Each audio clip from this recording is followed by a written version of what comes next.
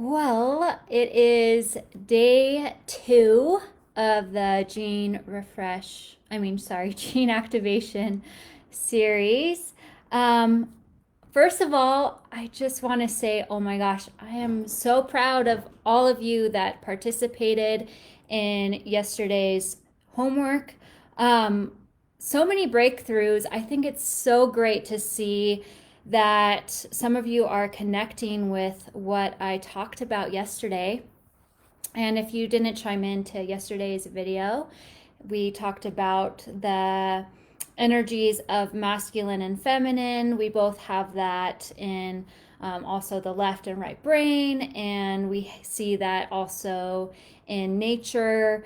It comes in different forms. You may also know this as the yin and yang energies. So I like to kind of look more from the yin and yang perspective because the feminine and masculine energy can be a little murky, but at least it helps you kind of understand the differences there.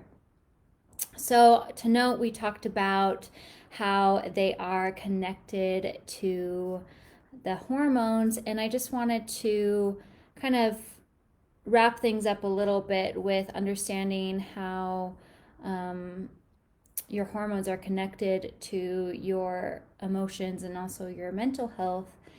And one thing I forgot to mention was there are some things that can affect your hormones, which could be birth control. If you're on any birth control, you may not understand maybe how your cycle works because maybe it's not regular cycle, or maybe you have spotting or irregular cycles. So that could be something that's affecting. So maybe just connecting with that can be really helpful, and just appreciating that you have that. But maybe as time goes on, maybe you will want to let go of that just so you can connect with your true power.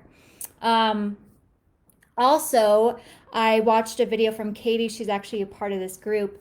And Katie also reminded me that you may actually have some hormonal things going on that you may not understand. Maybe you have a thyroid issue that are affecting your hormones. So I just want to let you know that there are options for you to understand how your hormones are all functioning. My favorite is the Dutch test. You can actually order it yourself. However, it is very complex. So to have someone read that for you is going to be necessary. So moving forward from yesterday to now today, I just want to take a moment and close our eyes and take a deep breath with big inhale and a long exhale. So inhale and exhale. Just so we're bringing our presence to this video here, and just bringing some awareness of what brought you here today. Why are you watching this video? What has brought you to this challenge? Just bringing some awareness into that. Maybe it's some feelings, emotions, maybe it's some thoughts. Just take a moment. And if you have anything that came up for you, you're more than welcome to bring this into the chat. Oh, thank you. Yes, I hope it's excellent. So the reason I am having you bringing awareness to yourself is because we're going to get into the mindset. This is going to be some really deep work and bringing some awareness to our thoughts and behaviors.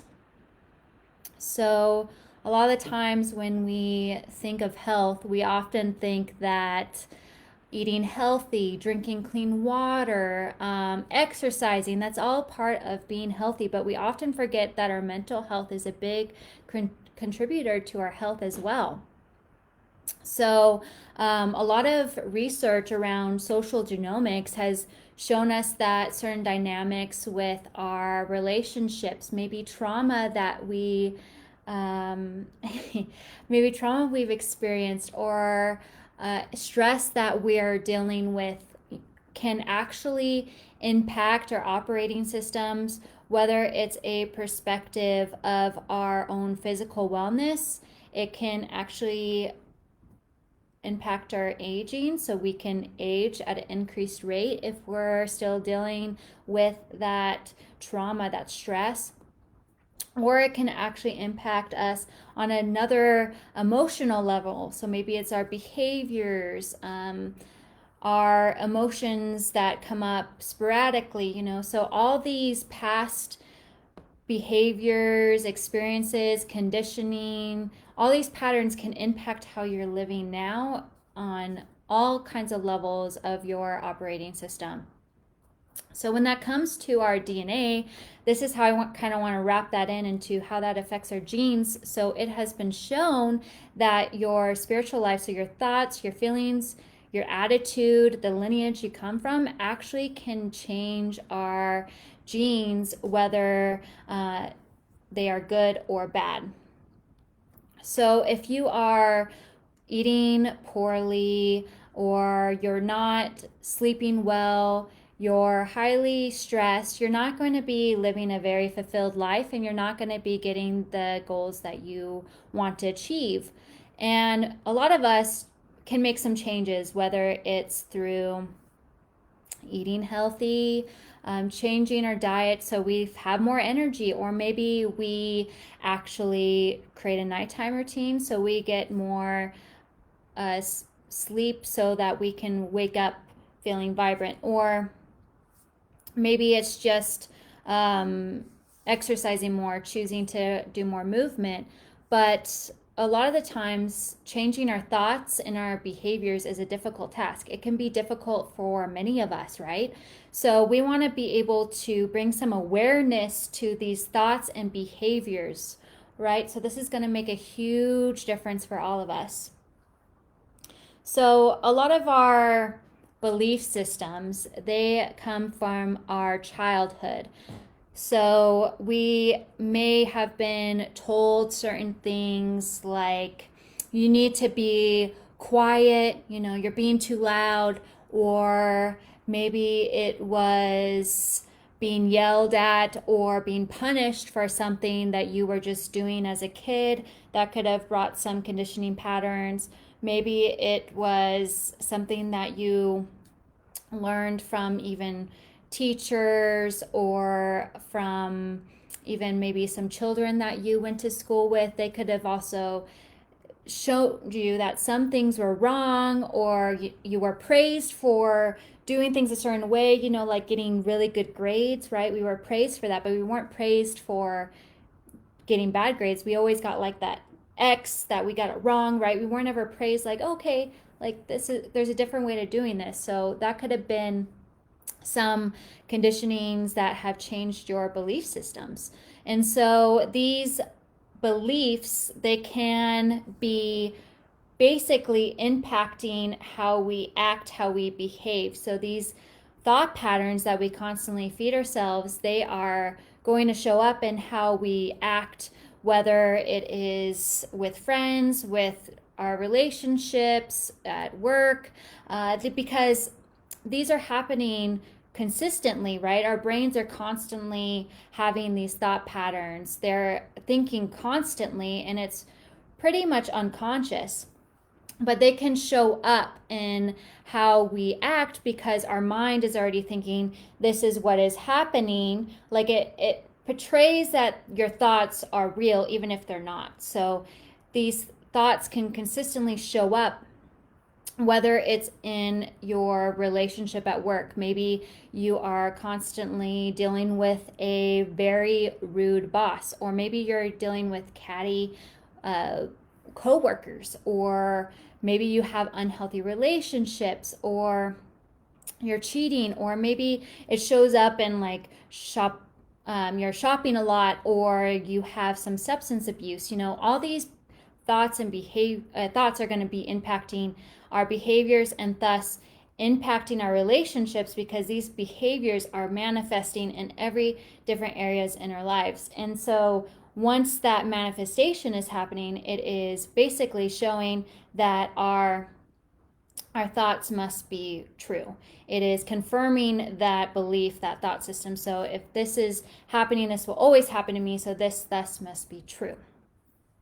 If any of you feel like that, let me know in the chat. I would love to hear if you resonate with that. You can just say, like, yes, that's me, or a breakthrough moment. But I want to share that this has happened to me as well. So, if you didn't know, I'm a registered dietitian. And to be a dietitian, you have to go through an internship for a certain amount of time to get certain hours and to be able to take the exam to be a dietitian. And during that period, I had really gone through the belief systems of thinking that I made a mistake going into nutrition. Be in your white suit. I don't know what that means, but if you can explain what that means, I would love to know. But back to the story is that I had believed that I'd given up on nutrition, and I also came back to this room of many other women and one man, and had this belief system that I didn't belong because I felt I had made a mistake going into dietetics. I felt that maybe I didn't I wasn't meant to be there. I wasn't as smart as them, right? So this definitely started to come up a lot. So I was going to the orientation week, going with this mindset, and it has slowly started to manifest itself. So I first injured my knee. It wasn't such a big deal. I was limping a little bit. Not a big deal. It healed right up, right? So I was like, okay, just keep moving forward. And as this time progressed, I went into my next rotation, and I went to the hospital as my first rotation. Mind you, this is a really scary moment as an intern with not having any experience as a dietitian. Going into a hospital setting is very stressful, and I just was getting all these criticisms from, or critiques, I guess, from the other preceptors of like, this is how you can do this better. You're not doing this right. How can we improve this? So I just went through this mentality of like not being enough. I wasn't worthy to be there. What am I doing here? So I was just really down on myself, and this slowly started to wear on me. I didn't like going there, and then bam, it hit me. I injured my knee to the fullest capacity. I got an ACL, total rip of the ACL, and my meniscus also ripped, and it flipped over and cut off the blood flow, so I couldn't walk. And so I had to go get surgery. And this also just started to spiral things into more self-doubt and thinking, oh my gosh, I'm in so much pain. How can I make up these hours that I missed? And I just started to really eat unhealthy. I started drinking more alcohol. I started to gain weight, had acne. I'm telling you, like, these thoughts and belief systems are really going to manifest in our life. And it sometimes won't come, like, it won't come into your awareness until it actually hits you. So I wasn't aware of these thoughts and feelings until bam, it hit me right there in the face. So we need to be able to bring awareness to these belief systems and these thoughts and behaviors. So I just wanted to kind of slow down on that, and I'm going to see if anyone has any questions. Perfect. If you guys have any questions, let me know. So we need to really slow down, because when we are coming from a place of how we react to things is coming from our wounded inner child. So we need to be able to really honor those feelings and those thoughts and really nurture that inner child, right? So that we can move on and forward. We don't need to relive the past, but we just need to see where we're at now so that we can move forward and bring some consciousness to our thoughts and feelings. Right. So first step I like to really think about is bringing some awareness in how we're feeling, just bringing everything in, letting everything come in, and all our emotions and feelings. So one example could be if you're out with your partner and you go out dancing, right? You are really hyped up, you're really energetic, you want to be doing all the dance moves that you possibly have in your system, you want to let out. But your partner might be feeling a little bit more tired, sluggish, they're not really in the mood to dance. So when you're wanting to like get the partner out and they tell you, you know what, I'm not really feeling it, I just want to sit down. Instead of being really reactive to that and either A, trying to drag them out, trying to convince them to come out, or B, just like flipping out about it, it's bringing that consciousness to those emotions, like bringing some awareness, like, okay, I'm aware that they are feeling sluggish and tired, and that's okay. And I'm feeling, a little discouraged about that. And you know what? That's okay. So just bringing some awareness to those feelings. Another exercise that you can do to bring some awareness to these feelings is to just have a conversation with your partner. So partner A and partner B, you can have this communication process. So of course, creating the space that this is going to happen in your relationship. You're going to have this talk, and partner A will tell the partner B what is coming up for them, what emotions are coming up. So this isn't a moment to dump things onto your partner. It's just to be able to be aware of what emotions you are feeling. And then partner B will reflect any of those feelings. I'm just seeing how things change positively with belief systems, how to enhance your belief system. Yeah, we're going to go through that. We're going to talk about how to fix our belief system. So bringing some thoughts and communications to that, it can be just, it can be uncomfortable, but you're allowing yourself to express your feelings and changing that dynamic, right? So that's just one tool. And then next you want to kind of change your belief systems. So one way to do that is taking some time for meditation.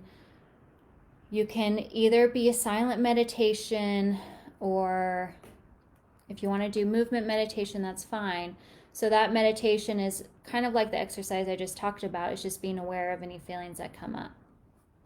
The next thing that you can do is to make some different patterns of your judgment system. So if you have any assumptions of people, maybe you're walking around, and you're making these judgments of like, oh my gosh, they have so many tattoos, like they must be XYZ, or that's not the type of person I want to hang out with. You're making these judgments. So we're going to create these new patterns, these new belief systems by assuming nothing.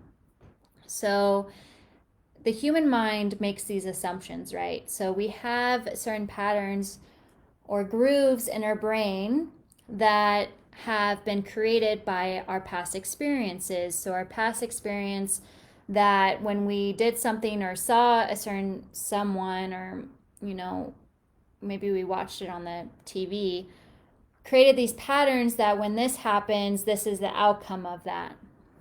So our patterns in our brain have formed that way. So when a certain circumstance comes up, we might be triggered, we might be reactive, we may flee. So this is like the wounded child, right? Because these reactions came out from childhood. Maybe we were abandoned, maybe we didn't feel loved, maybe we were taught that we weren't good enough, whatever conditioning might come up. It's creating these trigger responses. And so being able to assume nothing, how do you do this? Well, maybe if you are running into someone new, maybe ask them some questions that are going to be learning about them. Like you're creating these stories, so maybe you surrender to no judgments and you are asking them intriguing questions to learn about them. Ask them what's happening in their life and so forth. So that can just be some examples. It could also be just sitting with your belief systems and not reacting on it. So for me, I was in a very toxic relationship, not, I guess, like a year ago, not too long ago. And he was an alcoholic, and or still is, but certain circumstances would happen where I thought, oh dear, like this is the outcome that's going to happen. Like he's going to get obnoxious, it's going to get really annoying, and soon it'll just be to the point where like I can't be around this person, I can't take care of this person. So there were some instances where I just assumed that he was drinking, even if he wasn't. And my response was to just flee the situation, right? This is the fight, flight, or freeze response that our primal brain does. So I would just flee, leave him, and ditch him. And this isn't healthy for either parties, right? This can create some unhealthy behaviors, maybe some attachment issues. So, ways that we can really change that circumstance is taking a pause, breathing, right? Maybe you have a safe word. You create the safe word with a partner or a friend or family member. Our safe word was strawberry, so we would just say strawberry, and then like, okay, that meant we need to go do our own things, whether it was taking a walk, exercising. If you needed to eat a scrumptious meal, maybe you haven't eaten all day, just doing something that can allow your thoughts to kind of move and change and not be in this reactive state. And then you come together and you talk it out. Talk what came up for you, what triggered you, rather than just dumping your feelings and emotions or yelling at them. You know, this is just a way for each partnership to understand what has happened and what's going on, okay? So this can actually change our patterns in our brain. So we are reacting different. We're making these new patterns. So moving forward, we may not be as reactive. We're taking back our power. We're coming from a place of consciousness, right? And so this can really, really help you in changing your belief systems, okay? Another way you can do this is to bring some mindfulness to. Mindfulness can really change your belief systems. So this can be helpful for any eating behaviors. It could be helpful for just maybe going out and about and being mindful of what's around you. So you can just take like an object of any kind. The known one of doing this is with a raisin, but you can do anything, right?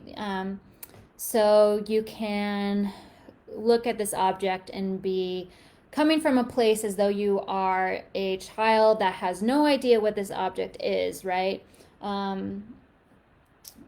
Like, I'll just show this example, like a glass, right? You can look at it, okay, it's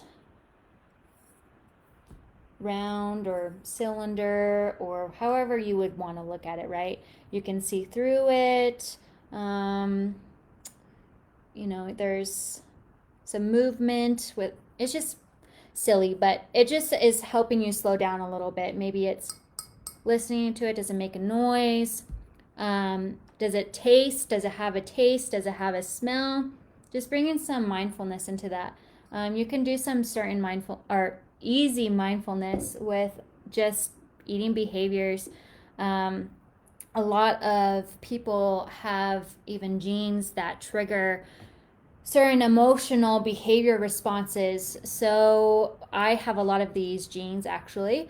So if you were to eat in front of a TV, you're not going to be as mindful of what you're eating. And so you're just going to be eating a ton of food and you're not being aware of being full. So bringing some mindfulness would be like sitting down at a table with some friends or family, having a conversation while you eat. Don't be on your phone. Don't read a book. You know, just being present of what is in front of you and your surroundings. And you can do this also with just going out in nature too, just being mindful of like what's around you, what's sounds am I hearing, what smells am I smelling. So just do this for at least like 10 minutes and see what comes up for you. Let's see if I'm missing anything. Oh, right. And then bringing awareness to what these triggers are for you. So going back to those triggers, you want to be able to also create boundaries too. Creating boundaries is really helpful for people. So sometimes you can go into these very unhealthy states and not creating these boundaries that are triggering you. So you may not be able to change the way others act, but you can change the way that you react to others or how your day-to-day will be. So if you have someone that or something that triggers you, create that boundary of like, okay, I don't need this certain person in my life. Or if it is someone that is in your life and there's certain boundaries that need to come about, just talk to them, communicate to them like, hey, I love that you are wanting to spend time with me, but I would really appreciate it if you would take off your shoes before coming into the house or something like that. Just simple boundaries and communicating that in a nice, pleasant way. So that can be really helpful. Let's see. And then also just being in tune with any pain and discomfort that comes up for you is another one too. So when we talked about bringing consciousness, we experience some shame behaviors, right? We may experience avoidance, or we are experiencing blame, or maybe it's these thoughts that we tell ourselves that are limiting, that are telling us are destructive. So we can also go into this discomfort where we are pushing more shame. So this can take us out of our unconsciousness. And so, for example, let's say something came up for you and it was just something that was unbearing. Maybe you lost a job, or you really had a traumatic experience with a family member, or I don't know, just anything that triggered any emotions for you, and you go into this avoidance. So you go and get drunk, right? You're drinking nonstop and you go get drunk, okay? This can just spiral into more shame. So this spiraling happens, and you might run into someone at the bar, and you're at this level where your cognition's impacted too, and you start getting into maybe an argument or a fight with them. And so then you blame them. You blame them for everything that you're experiencing right now. It's all their fault. I can't believe they did this. Because of you is why I'm drinking, or because of you is why I'm, getting into this fight, whatever that may be. And then you go home later that night, and then you wake up and you go into this destructive self-talk. So, oh my God, I'm so fucked up. Why did I get drunk? I can't believe I did this again.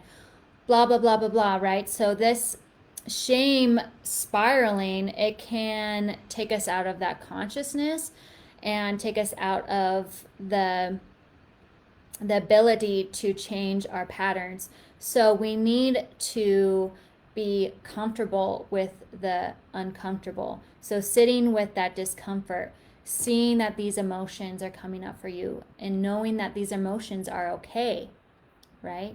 So sitting with that, appreciating your feelings, bringing some awareness, creating new patterns in your brain. This is all going to change your belief systems. I would also like to say the last part that can be helpful with changing your belief system is being your own parent. So you're going to be the parent of that child that is wounded. You're going to nurture yourself, bring some enjoyment. We talked about that yesterday, about bringing some pleasure. So see how this is all tied in. So bring some nurturing for yourself so that you can just be okay with whatever is going on with you. So for today's homework assignment, if you are interested in winning those prizes, I also have another giveaway today. I just felt that this was something that is needed for this community, and I thought this would be helpful. So the task for today is just to do a short journal exercise. Just grab a journal, or if you have any paper, that's fine too. Just start thinking about what are some belief systems that you've been told. Maybe it's like what you've been told about pleasure, or what you've been told as a child was bad. Just write anything that comes up for you that is an experience that created some belief systems for you. This is just a way to bring some awareness. If this isn't something you want to do, maybe it's just like affirmations, writing some affirmations that can get you shifting your mindset, instead of like, oh my gosh, I can't believe I did this, or this, I'm so messed up, I'm not worthy. Maybe just writing some things like, I am worthy, I am beautiful, I am full of abundance, just anything, right? So shifting those behaviors. So just taking some time and writing down emotions, feelings, belief patterns, whatever comes up, just spend some time journaling. And so those prizes now I'm going to share are that recipe database that you can create a meal plan with, the $50 Amazon card to help support you in your journey. Third one is the Vitamix, so you can help with setting up your meal prep. And then the last one I decided I'm going to give away is a one-on-one experience with me with coaching. I usually charge $300 a month for this, and I'm going to give this for free. So this comes with a lot of value behind that. It's not just behind the screen. We'll actually go through your belief systems, your patterns, what's your day-to-day look like, any symptoms. We might even look and see if there's any patterns that might be certain genes that might be triggering that as well. So I just want to let you know that that is also going to be part of the giveaway now. I decided this is really needed for the community, and I feel like you would appreciate that. And if you're on Instagram and you haven't joined this free series, it is in my bio. And then everyone here on Facebook is already on that challenge. So I want to say thank you so much. And you are all wonderful, and I'm so grateful to see everyone's response to this, and I hope this has been helpful for you. And then tomorrow we're going to go into more embodiment exercises. So I'm curious if any of you would rather do this on Zoom so that I can help you through that experience and really give you some tips for that. Otherwise, I'll just continue on these lives here so you don't have to show your face and just see me doing it. So thank you so much, and I hope you enjoy the rest of your day and have a great one.